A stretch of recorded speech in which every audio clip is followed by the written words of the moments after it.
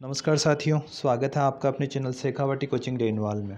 और आज के सेशन में हम लोग सॉल्व करेंगे वन रक्षक परीक्षा की फर्स्ट पारी के पेपर को। तो सबसे सटीक और विश्लेषणात्मक प्रश्नों का जवाब जानने के लिए आप चैनल को ज्वाइन करें और हमारे साथ बने रहें। तो दोस्तों, आज के पेपर का जो पहला क्वेश्चन है वो मैथ का है। और मैं आपसे बता दूं, मैथ के क्वेश्चंस को मैं केवल क्लेरिफाई करूंगा कि आखिर मैथ के क्वेश्चन का जवाब क्या है। तो दोस्तों, जो पहला क्वेश्चन है और इस प्रश्न का जो सही जवाब होने वाला है वो जवाब है दोस्तों डी ऑप्शन। इसका जो ऑप्शन है सही वो कौन से वाला है दोस्तों? D option. अभी मैं क्लियर कर देता हूँ इसे। ये ऑप्शन है आपका, हाँ जी, जो फर्स्ट वाला है उसका जवाब है डी ऑप्शन। अब दोस्तों सेकंड ऑप्शन पे आ जाते हैं। जो आपका सेकंड जो क्वेश्चन है वो है राजस्थान जीके का। और वो प्रश्न कहता है राजस्थान निक्षय पोषण योजना, राजस्थान निक्षय पोषण योजना का संबंध किससे है? तो दोस्तों, जैसे कि इसके नाम से पता लग रहा है, क्षय, क्षय का मतलब है टीबी, क्षय का मतलब है टीबी। तो टीबी से संबंधित ये योजना होगी। तो इस योजना की अगर हम बात करें तो इस योजना का जो संबंध है वो है किससे? टीबी से है। टीबी के मरीजों को पोषण देने की ये योजना बनाई गई है। अगले क्वेश्चन पे चलते हैं दोस्तों। अगला क्वेश्चन है उस्ता कला। बहुत ही फेवरेट क्वेश्चन है उस्ता कला। और उस्ता कला का संबंध किससे है? उस्ता कला का संबंध किससे है? ऑप्शन है अपने पास बीकानेर, अपने पास ऑप्शन है इसके लिए बीकानेर, हाड़ौती, किशनगढ़ और देवगढ़। तो बीकानेर में जो मुस्लिम कलाकार हुआ करते थे, बीकानेर में जो मुस्लिम कलाकार हुआ करते थे उन कलाकारों को कहा जाता था दोस्तों उस्ताद। और उनके द्वारा किए गए जो सारे काम हैं वो कहलाते हैं उस्ता कला की कारीगरी। तो दोस्तों उस्ता कला का संबंध है बीकानेर से। अगला प्रश्न है दो खेल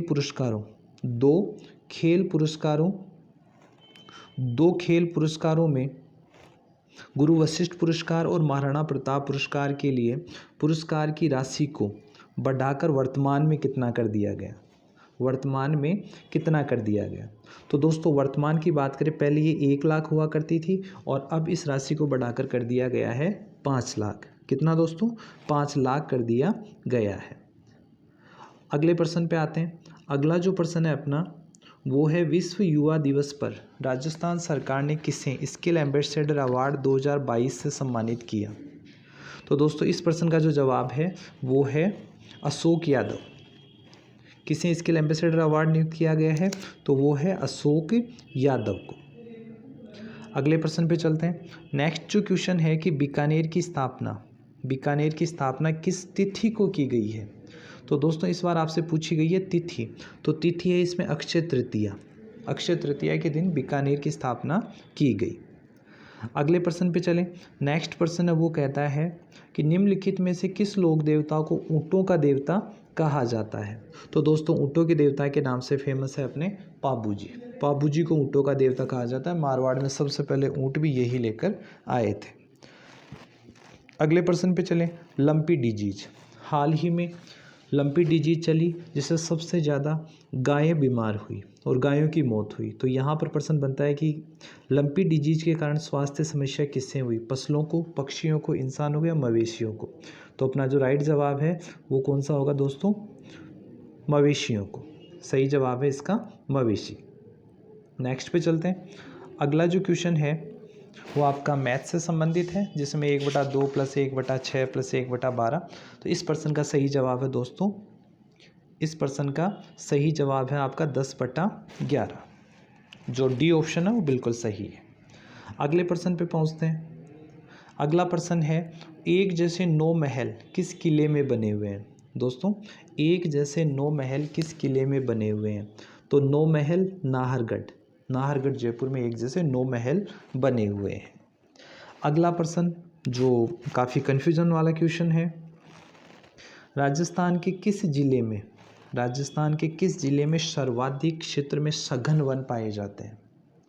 दोस्तों यहाँ पूछा गया है किस जिले में सर्वाधिक सघन वन, और सघन वन का मतलब है वेरी डेंस फॉरेस्ट। वन स्थिति रिपोर्ट के अनुसार राजस्थान में 78 वर्ग किलोमीटर में सघन वन पाए जाते हैं और उनमें से भी 59 वर्ग किलोमीटर अकेले अलवर में है और 12 वर्ग किलोमीटर है जयपुर में। तो दोस्तों इस पर्सन का रेफरेंस ये निकाला जाता है कि सघन वन कहाँ पाए जाते हैं। तो सघन वन जो वन स्थिति रिपोर्ट के अनुसार है वो सर्वाधिक अलवर में पाए जाते हैं, ठीक है। लेकिन अगर ऐसे वन पूछा जाता तो जवाब होता उदयपुर। तो दोस्तों मेरे हिसाब से इसका जो सही जवाब है वन स्थिति रिपोर्ट के अनुसार भी सही जवाब है वो होगा इसका अलवर, ठीक है। चलिए अगले क्वेश्चन पे पहुंचते हैं। अगला क्वेश्चन है राजस्थान में उदयपुर में राजस्थान महिला परिषद की संस्थापक कौन है। राजस्थान में उदयपुर में राजस्थान महिला परिषद की संस्थापक कौन है। तो दोस्तों इस क्वेश्चन का जो सही जवाब है वो है अपना शांता त्रिवेदी। शांता त्रिवेदी ने राजस्थान महिला परिषद की स्थापना की थी। अगला प्रश्न बहुत ही सिंपल सा प्रश्न पूछा है, राजस्थान के कितने जिले कि राजस्थान की सीमा से जुड़ते हैं, नहीं राजस्थान के सीमावर्ती जिले अगले ने अपने से पूछे हैं। तो सीमावर्ती जिले हैं राजस्थान के कितने, 4, जैसलमेर, बीकानेर, बाड़मेर और गंगानगर। गंगानगर, बीकानेर, जैसलमेर और बाड़मेर। अगला प्रश्न लेते हैं। अगला क्वेश्चन ये कहता है शिक्षा का अधिकार अधिनियम, शिक्षा का अधिकार अधिनियम के तहत राजस्थान में निजी स्कूलों में अध्ययनरत बालिकाएं अब किस कक्षा तक निःशुल्क पढ़ सकेगी। किस कक्षा तक निःशुल्क पढ़ सकेगी। तो दोस्तों जैसा कि हमें पता है आरटीई के तहत पहली से लेकर 8वीं तक तो सब जगह फ्री है। प्राइवेट स्कूलों में भी 25% सीटें रखी जाती है और सरकारी स्कूलें वैसे फ्री है। लेकिन अब प्राइवेट स्कूलों में 8वीं के बाद अगर वो गरीब वर्ग की बच्चियां नहीं पढ़ पाती तो उनके लिए राजस्थान सरकार ने एक योजना बनाई है कि अब उन स्कूलों में 9वीं से 12वीं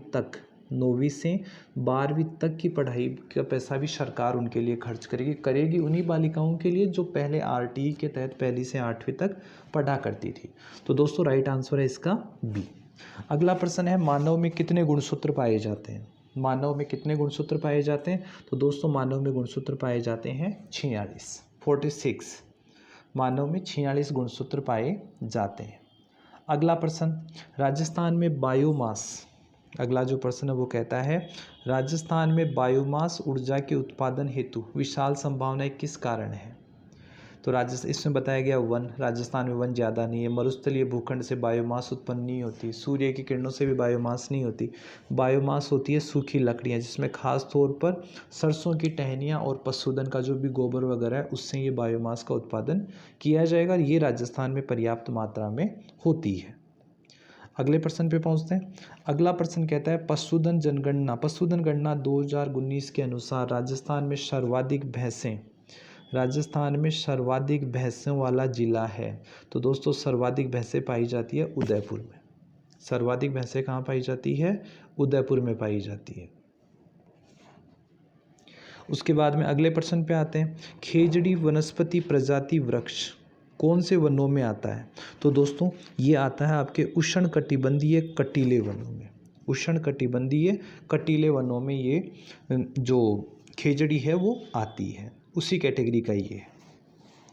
अगले प्रश्न की बात करें, अगला जो प्रश्न है वो अपना है कि डिजी फेस्ट 2022 जो कि 19 से 20 अगस्त को आयोजित किया गया, आखिर उसका आयोजन कौन से शहर में हुआ।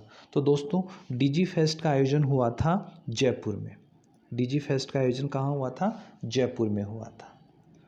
अगले प्रश्न पे पहुंचते हैं। अगला प्रश्न मैथ का है, चक्रवृद्धि ब्याज से संबंधित है और चक्रवृद्धि ब्याज वाला जो क्वेश्चन है उसमें पूछा गया 5,000 रुपये का 2 वर्ष का 5% वार्षिक ब्याज दर से चक्रवृद्धि ब्याज क्या होगा जबकि ब्याज गणना की दर वार्षिक हो।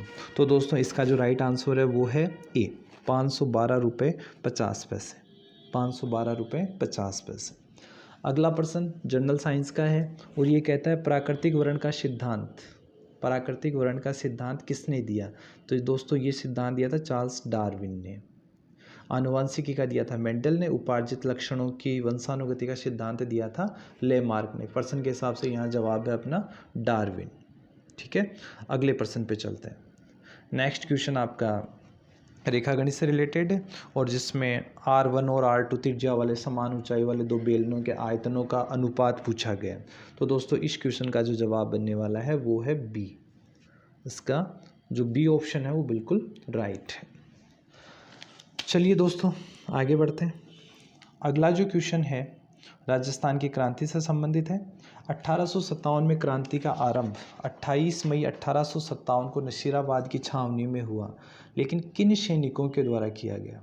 तो दोस्तों एज यू नो 15वीं बंगाल नेटिव इन्फेंट्री, 15वीं बंगाल नेटिव इन्फेंट्री को नशीराबाद में स्थापित किया गया था, जो बहुत गुस्से में थी, और उसी ने सबसे पहले 28 मई 1857 को राजस्थान में क्रांति की शुरुआत कर दी थी। ठीक है, अगला क्वेश्चन देखते हैं। रणकपुर के जैन मंदिर का शिल्पी कौन था? तो रणकपुर के जैन मंदिर का शिल्पी था द्वेपाक, जिसे यहाँ दीपा बोला गया है। ठीक है, द्वेपाक। अगले क्वेश्चन पे आते हैं। नेक्स्ट क्वेश्चन है 18 अप्रैल 1848 को संयुक्त राजस्थान का उद्घाटन किसने किया था? तो दोस्तों जैसे कि अपनी ट्रिक है, गागा नेहरू पटेल, पहले वाले में गाडगिल, दूसरे वाले में गाडगिल, तीसरे वाला चरण है वो संयुक्त राजस्थान वाला है, जिसका उद्घाटन किया था जवाहरलाल नेहरू ने। किसने किया था दोस्तों? जवाहरलाल नेहरू ने। और चौथे चरण का किया था सरदार वल्लभ भाई पटेल ने।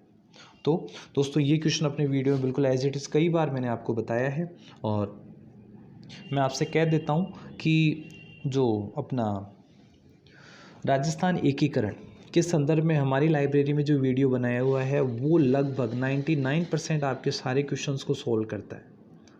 और राजस्थान की जो 1857 की क्रांति से संबंधित हमने काफ़ी क्वालिटी वाली वीडियो अपने यूट्यूब की गैलरी में डाल रखे हैं, तो आपको जब भी टाइम मिले आप उन वीडियोस को देखें, ताकि इस प्रकार के क्वेश्चन आप बहुत आसानी से सोल्व कर पाएँ। चलिए दोस्तों अगले क्वेश्चन पे चलते हैं। नेक्स्ट क्वेश्चन जो हमें मिला है वो कहा जा रहा है कि राजस्थान के किस क्षेत्र में पंधारी मोदक प्रसिद्ध है? राजस्थान के किस क्षेत्र के पंधारी मोदक प्रसिद्ध है? तो दोस्तों बीकानेर का जो पंधारी मिष्ठान भंडार है उसके वहाँ बने हुए जो मोदक है, जो लड्डू है, वो फेमस है। अगला क्वेश्चन, काजरी central arid zone research institute, केंद्रीय शुष्क क्षेत्र अनुसंधान संस्थान कहाँ स्थित है? तो दोस्तों ये है जोधपुर में। कहाँ स्थित है? जोधपुर में। जवाब है अपना जोधपुर। नेक्स्ट क्वेश्चन पे आते हैं, और अगला क्वेश्चन है यदि उत्तल दर्पण की वक्रता त्रिज्या 60 सेमी हो तो उसकी फोकल दूरी क्या होगी? तो दोस्तों इस क्वेश्चन का जो जवाब होने वाला है वो है +30 सेंटीमीटर। नेक्स्ट क्वेश्चन पे आते हैं। यदि दो अलग अलग द्रव्यमान वाली वस्तुओं पर एक ही समयावधि के लिए समान बल कार्य करता है तो उन दो वस्तुओं के लिए निम्न में से क्या समान होगा? तो अगले क्वेश्चन पे चलते हैं दोस्तों। जो अगला क्वेश्चन है अपना वो कहता है निम्नलिखित में से लोक नृत्य और उसके क्षेत्र से जुड़े युग्मों में से कौन सा सही है? उसके युग्मों में से जुड़ा कौन सा सही है? तो दोस्तों सबसे पहले दिया है नृत्य का नाम दिया है बम रसिया बीकानेर में नहीं होता, बम रसिया होता है दोस्तों भरतपुर और अलवर क्षेत्र में, तो ये तो गलत है। गेंदड़ शेखावटी वाला ओके है, ढोल नृत्य जालोर ये भी ओके है, डांडिया नृत्य मारवाड़ ये भी ओके है। तो दोस्तों यही जो है वो सुमेलित नहीं है। अगले क्वेश्चन पे पहुंचते हैं। नेक्स्ट जो अपना क्वेश्चन है वो है सीताबाड़ी मेला मुख्यतः किस जनजाति से संबंधित है? तो दोस्तों सीताबाड़ी जो मेला है वो सहरिया जनजाति से संबंधित है। सीताबाड़ी मेला सहरिया जनजाति से संबंधित है। अगला क्वेश्चन, राजस्थान के किस जिले में गिलूंड पुरातत्व उत्खनन स्थल स्थित है? तो दोस्तों गिलूंड है राजसमंद में। गिलूंड कहाँ पर है? राजसमंद में है। गिलूंड राजसमंद। नेक्स्ट पे चलते हैं। अगला जो क्वेश्चन है, मारवाड़ में राठौड़ राजवंश का संस्थापक कौन था? तो राव सिंहाजी।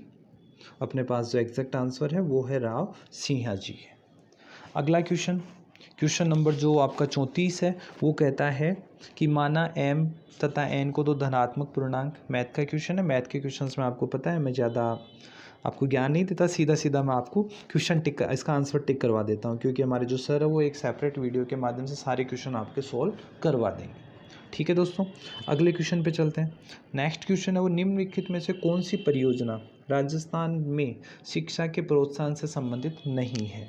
ये प्रश्न देखें, गुरु मित्र योजना, नाम से ही पता चल रहा है कि गुरु मित्र शिक्षा से संबंधित है। सरस्वती विद्या की देवी शिक्षा से संबंधित। लोक जुम्बिश ये भी शिक्षा से संबंधित है।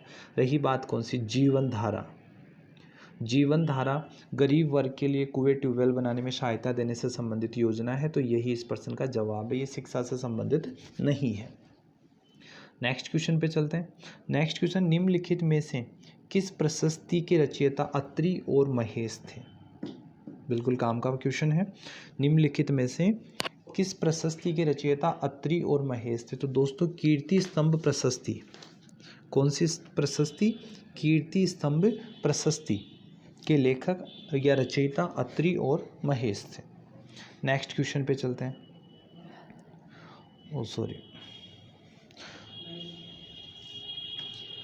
हाँ दोस्तों, शायद ये क्वेश्चन मैं जल्दबाजी में निकल गया था आगे। यदि दो अलग अलग द्रव्यमान वाली स्थिर वस्तुओं पर एक ही समयावधि के लिए समान बल कार्य करता है, तो दोस्तों इस क्वेश्चन का आपका जवाब होने वाला है संवेग। इस क्वेश्चन का जवाब होगा संवेग। चलिए नेक्स्ट, इस पेज के क्वेश्चन हम लोग कर चुके थे। अगले पेज पे आते हैं। राजस्थान में प्रसिद्ध सोने चांदी की हवेली कहाँ पर है? प्रसिद्ध सोने चांदी की हवेली कहाँ पर है? तो दोस्तों मेहनसर झुंझुनू, मेहनसर झुंझुनू यहाँ पर किसकी हवेली है? मेहनसर झुंझुनू में सोने चांदी की हवेली है। सोने की दुकान भी मेहनसर झुंझुनू की ही फेमस है। दोस्तों अगर बात करी जाए सुनहरी कोठी, तो वो टोंक में है। सोने की कुरान, तो वो भी टोंक में है। जबकि सोने की दुकान या सोने की हवेली मेहनसर झुंझुनू में है। अगला जो प्रश्न है वो प्रश्न है तीन क्रमागत धनात्मक विषम पूर्णकों के वर्गों का योगफल 155 है। तो दोस्तों ये वाला जो क्वेश्चन है मैथ से रिलेटेड है। मैथ वाले सर के लिए मैं इसको पास कर देता हूँ। अगले क्वेश्चन पे अपने राजस्थान जीके के क्वेश्चन हमें सोल्व करने। रणथंभौर के चौहान राजवंश का संस्थापक कौन था? रणथंभौर के चौहान राजवंश का संस्थापक कौन था? तो उसका संस्थापक था दोस्तों गोविंदराज। ये कौन था? गोविंदराज, जो अजमेर में पृथ्वीराज चौहान के पुत्रों में से थे और वहां जाकर रणथंभौर में जाके इन्होंने अपने नए राजवंश की स्थापना की थी। अगला क्वेश्चन है नौनेरा बांध का निर्माण कार्य चल रहा है कौन सी नदी पर? जैसा कि दोस्तों हमें पता है नौनेरा नामक स्थान पर काली सिंध नदी चंबल में मिलती है और हमें ये भी पता है चंबल पर तो 4 ही बांध बने हुए हैं, जिनमें हम बात करें गांधी सागर मध्य प्रदेश में, राणा प्रताप सागर, उसके बाद में जवाहर सागर और कोटा बैराज। तो चंबल पर तो होगा नहीं। माही और बनास से काली सिंध का कोई लेना देना नहीं है, तो नौनेरा में काली सिंध नदी ही बहती है और वहाँ पर है काली सिंध नदी पर ही बना है नौनेरा बांध। नेक्स्ट क्वेश्चन पे पहुँचते हैं। अगला जो क्वेश्चन, निम्नलिखित में से राजस्थान में कौन सी जल संरक्षण की परंपरागत विधि नहीं है? कौन सी जल संरक्षण की परंपरागत विधि नहीं है? तो दोस्तों राजस्थान में जल संरक्षण की परंपरागत विधियाँ टोबा, जोहड़, नाडी ये तो हुआ, लेकिन नाली बनाना राजस्थान में प्रचलित नहीं था। तो ये राजस्थान की परंपरागत जल संरक्षण की विधि नहीं है। अगला क्वेश्चन देखते हैं। अगला क्वेश्चन है निम्नलिखित में से कौन सा आभूषण गले में पहना नहीं जाता? तो दोस्तों एग्जामिनर ने बहुत ही ढंग से आपके लिए क्वेश्चन दिया है, क्योंकि रखड़ी लगभग सब जानते हैं कि रखड़ी माथे पर सिर पर पहनी जाती है, नहीं कि गले में। और ये ऑप्शन सारे चाहे सरी, तुलसी, तिमड़ियाँ याद नहीं रही, लेकिन रखड़ी है वो सिर पर पहनी जाती है, यही अपना सही जवाब है। नेक्स्ट क्वेश्चन, विश्व आदिवासी दिवस के अवसर पर बांसवाड़ा जिले में किस नदी पर पुल बनाने का शिलान्यास हुआ? तो दोस्तों अनास नदी के ऊपर पुल बनाने का शिलान्यास हुआ था विश्व आदिवासी दिवस के दिन। ठीक है, ये बांसवाड़ा में मनाया गया और यहाँ पर स्वयं प्रधानमंत्री मोदी जी और मुख्यमंत्री अशोक गहलोत साहब यहाँ पर आए थे। अगले प्रश्न की बात करें, 84 खंभों की छतरी कहाँ स्थित है? 84 खंभों की छतरी बूंदी में स्थित है। कॉमन प्रश्न पूछा है। अगले प्रश्न पे पहुँचते हैं। बांध में संग्रहित जल के द्वारा धारण की गई ऊर्जा, बांध में संग्रहित जल के द्वारा धारण की गई ऊर्जा, ये जनरल साइंस का क्वेश्चन है, तो इसको भी मैं आगे पास कर देता हूँ ताकि साइंस वाले सर आपको बताएं। अगला क्वेश्चन जो 46वें नंबर का क्वेश्चन है वो है फैदम। फैदम क्या होती है? तो फैदम जल की गहराई नापने की इकाई होती है। जैसे समुद्र की जल की गहराई नापते हैं तो फैदम मीटर में नापते हैं। नेक्स्ट क्वेश्चन देखते हैं, कृष्णमृग अभ्यारण्य कहाँ स्थित है? तो कृष्णमृग का काले हिरणों वाला ये है आपके तालछापर चूरू में स्थित है।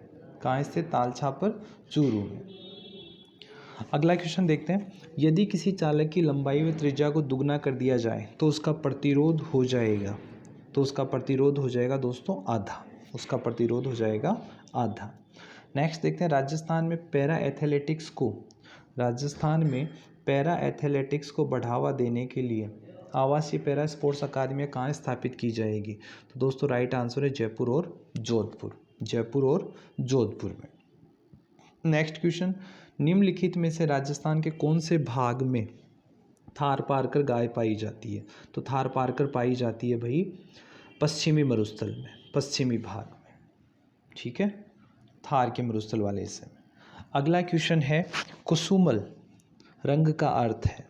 कुसुमल रंग का अर्थ है, तो कुसुमल रंग होता है दोस्तों पीला। पीला केसरिया टाइप का रंग होता है। ऑप्शन में हमें मिल रहा है पीला रंग, तो ये सबसे नज़दीकी कलर है।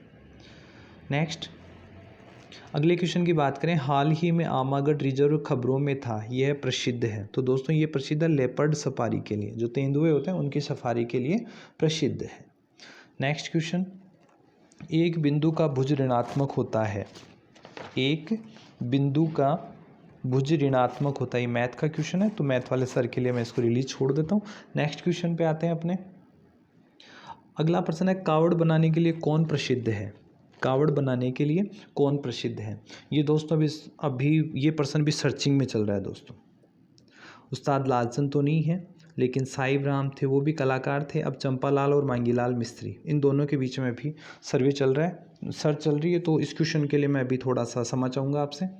अगले बात करते हैं, निम्नलिखित में से कौन सी भेड़ की नस्ल नहीं है? निम्नलिखित में से कौन सी भेड़ की नस्ल नहीं है? तो दोस्तों नाली भेड़ की नस्ल है, पुंगल है, चोखला है, राठी नहीं है, क्योंकि राठी गाय की नस्ल है। राठी गाय की नस्ल है। अगले प्रश्न पे पहुंचते हैं, महान सीमा भ्रंश में से होकर नहीं गुजरता।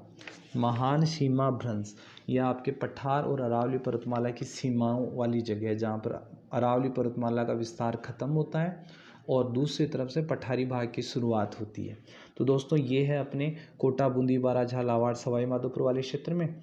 तो ये तीनों तो एक ही समूह के आ गए, सवाई माधोपुर, धौलपुर और कोटा। सवाई माधोपुर, धौलपुर और कोटा ये तो एक ही समूह के हैं। उदयपुर इससे अलग है। यही अपने प्रश्न का जवाब है, क्योंकि महान सीमा भ्रंश उदयपुर से होकर नहीं गुजरता। नेक्स्ट क्वेश्चन पे चलते हैं। अगला जो प्रश्न है दोस्तों मैथ से रिलेटेड है। यदि द्विघात बहुपद वाला, तो इसका मैं आपको डायरेक्ट आंसर बता देता हूँ। इसका आंसर है दोस्तों बी। नेक्स्ट ये अगला जो क्वेश्चन है वो सेम फिर से जनरल साइंस का क्वेश्चन है। वह गुण जो कार्बनिक यौगिक की शुद्धता का मापदंड है। वह गुण जो कार्बनिक यौगिक की शुद्धता का मापदंड है वो है दोस्तों गलनांक, जिसको मेल्टिंग पॉइंट बोला है। ये क्या है? गलनांक, कि किस बिंदु पर वह गलना शुरू करता है। नेक्स्ट क्वेश्चन पे चलते हैं। अपर रूप का प्रत्येक रूप भिन्न होता है। जनरल साइंस का क्वेश्चन है, मेरे नॉलेज से बाहर की चीज़ है। हाँ जी, भारतीय विमानपत्तन प्राधिकरण की उड़ान प्रशिक्षण संगठन नीति के तहत एक नई उड़ान प्रशिक्षण अकादमी कहाँ खोली जाएगी? तो दोस्तों ये खोली जानी है किशनगढ़, अजमेर में। नेक्स्ट क्वेश्चन, निम्नलिखित में से कौन सी नदी बारां जिले में प्रवाहित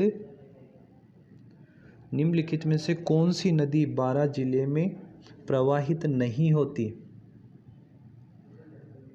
कौन सी नदी बारां जिले में प्रवाहित होती है? नहीं होती। क्वेश्चन भी मैं आधा ही पढ़ पा रहा हूँ। पार्वती नदी आती है और परवन भी आती है। आपका जवाब होगा कुराल और कुन्नू में से। कुराल, कुन्नू। दोस्तों इन दो के अंदर आपका जवाब है वो टाई होगा, क्योंकि ये ऊपर वाली दोनों तो 101% उधर से गुजरती है। और ऐसा ही नो, मेरे हिसाब से कुराल इसका आंसर होना चाहिए। नेक्स्ट क्वेश्चन पे पहुंचते हैं। मोतीलाल तेजावत ने कहाँ से आदिवासियों का आंदोलन शुरू किया? प्रश्न सही नहीं पढ़ पा रहा हूँ, कुछ पीपीटी इसी भी तरीके की मिली है। मोतीलाल तेजावत ने आदिवासियों का जो आंदोलन था वो कहाँ से शुरू किया? तो दोस्तों आदिवासियों का आंदोलन उन्होंने शुरू किया था सिरोही से। इस प्रश्न का जवाब है सिरोही निकलेगा।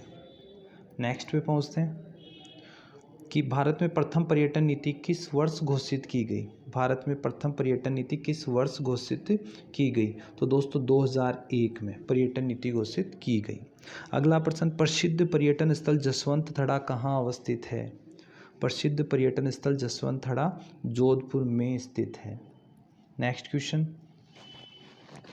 अगला जो क्वेश्चन आ रहा है वो फिर से मैथ का क्वेश्चन है, और कि एक लैपटॉप के मूल्य में प्रतिवर्ष 10% का ह्रास होता है तो 3 साल के बाद। तो दोस्तों इसका जवाब आने वाला है अपना ए ऑप्शन, यानी 27.1। राजस्थान में पंचवर्षीय योजनाओं की शुरुआत कब हुई? 1951-52 में हो गई थी। नेक्स्ट क्वेश्चन जिसकी मैं अभी भी बात कर रहा था, राणा प्रताप सागर किस जिले में स्थित है? तो राणा प्रताप सागर चित्तौड़गढ़ में स्थित है। ये चंबल नदी पर बना दूसरा बांध है। नेक्स्ट पे आते हैं, अगला जो प्रश्न है वो है स्कूल पधारो जैसाणेरी लाडली योजना में किस आयु वर्ग की बालिकाओं को लक्ष्य किया गया है? तो दोस्तों इसमें लक्ष्य किया गया है 10 से 18 वर्ष तक की बालिकाओं को। अगला प्रश्न, हमेल किस शरीर के किस अंग में पहना जाता है? तो हमेल गले में पहना जाता है। मोस्टली जाट महिलाओं के लिए ये एक पसंदीदा आभूषण हुआ करता है हमेल, जो सोने का बनाया जाता है। नेक्स्ट क्वेश्चन, जो अगला जो क्वेश्चन है कि कंप्यूटर चिप में ज़्यादातर काम आने वाली धातु कौन सी है? तो दोस्तों कंप्यूटर चिप में ज़्यादा काम आने वाली धातु है सिलिकॉन। नेक्स्ट क्वेश्चन कि ए और बी ने एक साथ मिलकर व्यवसाय स्टार्ट किया, तो इस क्वेश्चन का मैं आपको डायरेक्ट आंसर बता देता हूँ, दैट इज ए, 8 माह है। नेक्स्ट, वृहत कथा कोश का लेखक कौन था? अगला प्रश्न है वृहत कथा कोश का लेखक कौन था? तो दोस्तों वृहत कथा कोश इसके लेखक थे हरिसेन। लेखक कौन थे? हरिसेन।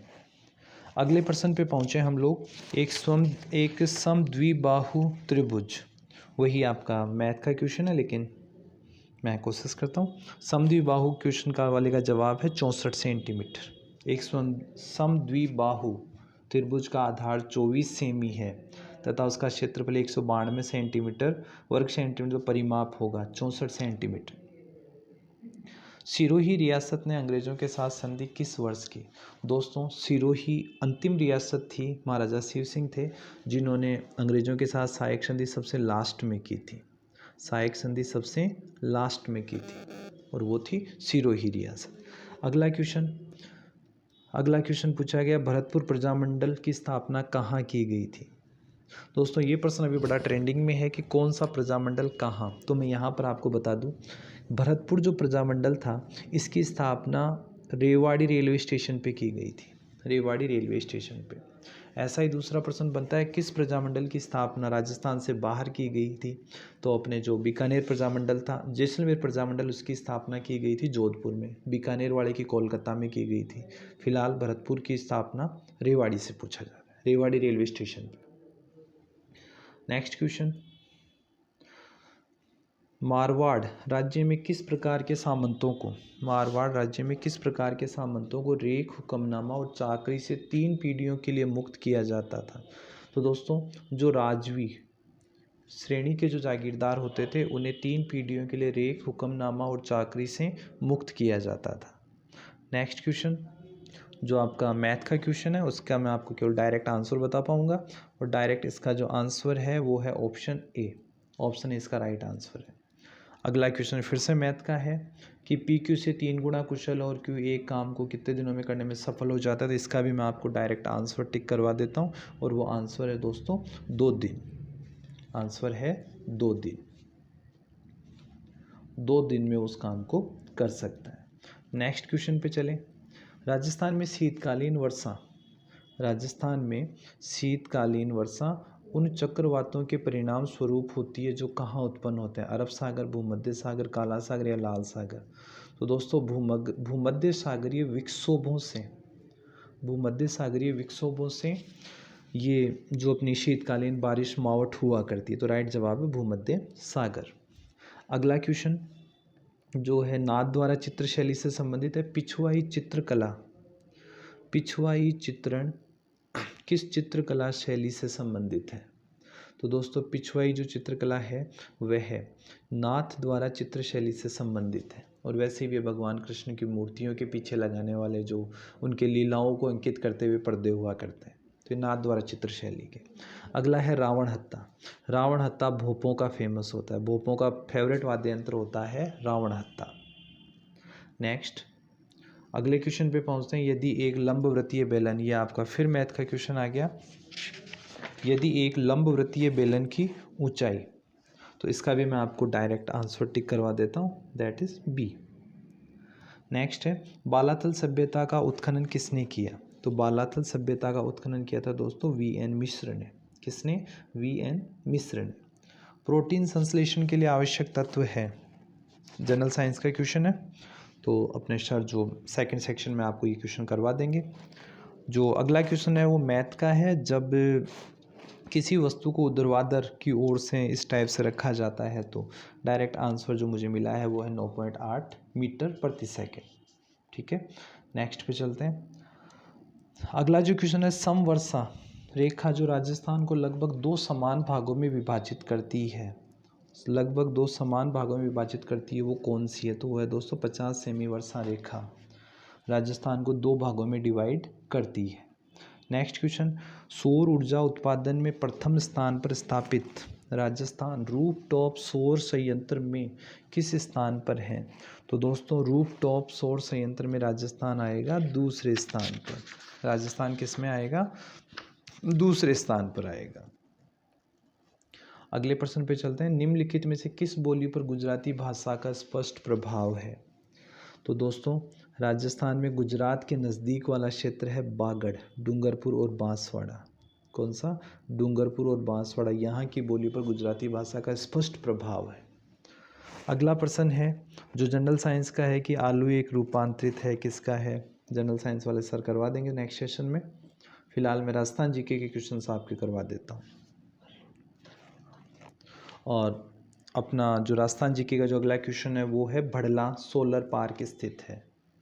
भड़ला सोलर पार्क स्थित है। तो दोस्तों भड़ला सोलर पार्क जोधपुर में है। भड़ला सोलर पार्क जोधपुर में है। नेक्स्ट है भैंसरोडगढ़ से बिजोलिया के बीच स्थित पठारी प्रदेश क्या कहलाता है? ये ऊपर माल का पठार कहलाता है दोस्तों। क्या कहलाता है? ऊपर माल का पठार। और वैसे काठल और छप्पन जो है वो डूंगरपुर बांसवाड़ा में माही नदी के पास वाले क्षेत्र हैं। टीबास अपने पश्चिमी मरुस्थल में पाए जाते हैं। तो यहाँ भैंसरोडगढ़ बिजोलिया वाला जो भाग है वो है ऊपर माल। चलिए जी नेक्स्ट आगे चलते हैं। तारकसी का संबंध है, हाल ही में मैंने इस क्वेश्चन पे खूब क्लासरूम में बताया भी है। तारकसी का संबंध है दोस्तों नाथ द्वारा से। तारकसी का संबंध किससे? नाथ द्वारा से। अगला फिर से आपका जनरल साइंस का क्वेश्चन है कि पृथ्वी पर अधिकतम घनत्व वाला पदार्थ कौन सा है? तो ये भी आपके जनरल साइंस वाले सर इस क्वेश्चन को कंप्लीट करेंगे अगले नेक्स्ट सेशन में। आगे बढ़ते हैं। जनरल साइंस राजस्थान का जीके का क्वेश्चन लेते हैं। डेगाना खाने राजस्थान के किस जिले में स्थित है? डेगाना दोस्तों डेगाना नागौर में है और ये टंगस्टन के लिए फेमस है। डेगाना की खाने टंगस्टन के लिए फेमस है और ये नागौर में स्थित है। नेक्स्ट जो जीके का क्वेश्चन है तृतीय सुंदरकांति जोशी पुरस्कार 3 अप्रैल 2022 को सोनल कलाल व अनाया गर्ग को दिए गए। यह पुरस्कार किस खेल से संबंधित है? तो दोस्तों ये महिला क्रिकेट से संबंधित है। किससे संबंधित है? महिला क्रिकेट से, ऑप्शन डी। नेक्स्ट में चलते हैं। अगला जो क्वेश्चन है किस क्षेत्र को राजस्थानी चित्रकला का जन्म स्थान माना जाता है? किस क्षेत्र को राजस्थानी चित्रकला का जन्म स्थान माना जाता है? तो दोस्तों मेवाड़ चित्र शैली को राजस्थानी चित्रकला का जन्म स्थान माना जाता है। नेक्स्ट जो क्वेश्चन है राजस्थान की दूसरी मीरा जिसे संत राणाबाई जो है उनका जन्म स्थान पूछा गया। तो दोस्तों उनका जन्म स्थान है हरनावा, क्योंकि कुड़की तो पहले वाली मीराबाई का जन्म स्थान था।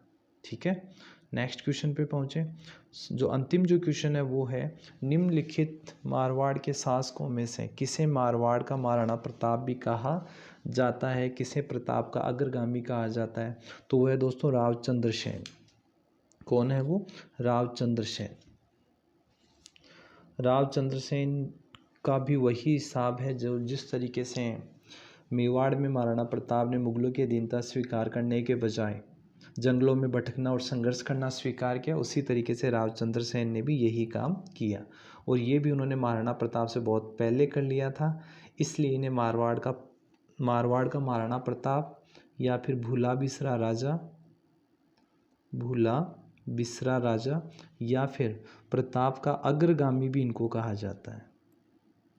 इन्हें कहा जाता है प्रताप का अग्रगामी। तो दोस्तों ये थी आज के जो वन रक्षक परीक्षा की जो पहला जो पेपर था उसकी आंसर की। इसमें दोस्तों जो भी मैथ के और जनरल साइंस के जो क्वेश्चन रहे हैं वो अगले वीडियो में हमारे जो सर हैं वो आपको फिर से इनको डिटेल में सारे क्वेश्चन क्लियर करवा देंगे। तो दोस्तों मेरी कोशिश ये थी कि मैं आप तक हर क्वेश्चन को ऑथेंटिक तरीके से पहुँचाऊँ, और जैसे ही अगली पारी का जो पेपर होगा उसके लिए भी मैं सबसे सटीक आंसर की आपके लिए सबसे पहले लाने की कोशिश करूँगा। तो अगर आप हमारे चैनल पे नए हैं तो चैनल को लाइक, शेयर और सब्सक्राइब करें और हमारे साथ बने रहें। धन्यवाद दोस्तों। जय हिंद, जय भारत।